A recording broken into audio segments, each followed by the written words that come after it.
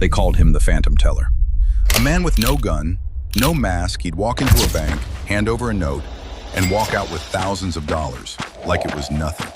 For 20 years, he vanished into thin air, but in the end, it wasn't a bullet or a police raid that caught him. It was pancakes. His real name? Richard Livingston, an accountant. No criminal record, no flashy life. Just a man buried in debt who one day decided to break every rule without breaking a single window.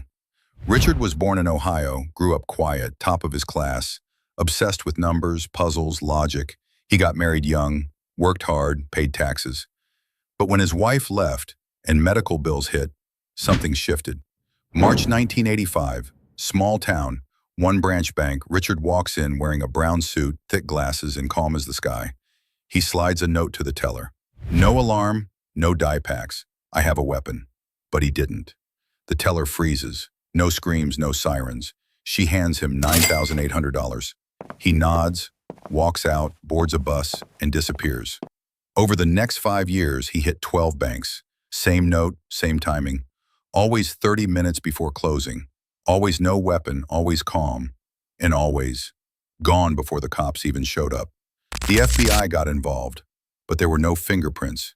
No weapon, no car, no cameras outside most banks back then. Just a ghost in a suit. By the 90s, Richard got bolder. One time he left a fake robbery note on purpose, just to see how long it would take the police to find it. They didn't. He laughed about it for weeks. He never stayed in the same city for more than 2 weeks, rented motels under fake names, mailed the cash to his sister, who laundered it through her antique shop. He didn't buy sports cars or fancy watches. He bought silence. The FBI nicknamed him the Phantom Teller. 27 robberies, same note, same tone, but no face. Some agents thought he was a myth. Others thought he was one of them. In Texas, he robbed 2 banks. In the same week, same method, same calm. The FBI was stunned. No one had ever done that without being caught. It was like he wanted them to chase him. Then came Kansas. Midday, he stole $42,000 without saying a single word. The teller said his eyes were empty, like nothing was behind them. No emotion, just numbers. His sister, Deborah Livingston, antique shop owner, every envelope he sent went to her. She claims she never knew where the money came from. But investigators think she knew everything. She never faced charges. From 1995 to 1998, silence. No robberies, no sightings. Some thought he died. Others thought he retired. But Richard was just waiting. He reappeared in Seattle. Same suit, same glasses. He handed the teller the note, but paused, looked her in the eyes and said, for the first time, "This will be over in 60 seconds. That teller quit her job that day. She said something about his presence was inhuman. Finally, a lead. A gas station camera caught a partial license plate, but the frame was too blurry. It gave the FBI a location, but not a face. Inside the bureau, agents were divided. Some respected him, called him a genius. Others saw him as a threat to national security. But all agreed they were dealing with something rare. By 2003, he had robbed 59 banks, 15 states, 0 violence, no alarms triggered, no hostages, just fear and silence. But his luck was running out. April 2003, Knoxville, Tennessee, he rents a car under his real name. Just once. That's all it took. April 12th, Richard walks into the Knoxville First Credit Union. Same suit, same calm. Hands the teller a note.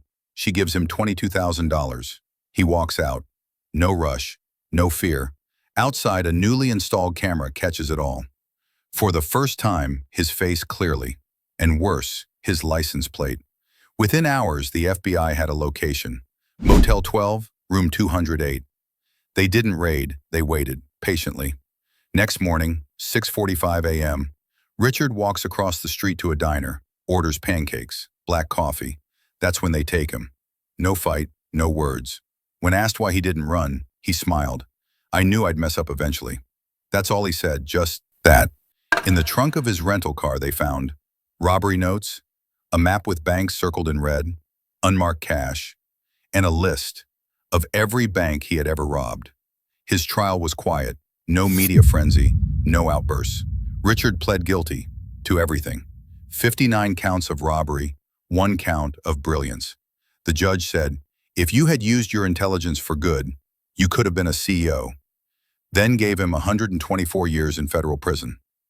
Today, Richard lives in a medium security prison in Colorado, reads philosophy, solves logic puzzles, and never talks about the robberies, not even once. He never shot a bullet, never hurt a soul. But what he stole was bigger than money. He stole time, 20 years of freedom, from under the government's nose. One FBI agent later said, "He was the cleanest criminal I ever saw. We hated him, but deep down, we admired him." Some see him as a villain, others as a genius, a modern-day outlaw without the violence.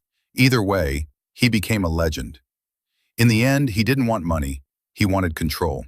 He wanted to win in a world he believed was rigged, and for 20 years, he did. This is the story of the man who robbed 59 banks without ever firing a shot and made the whole country watch without even knowing his name.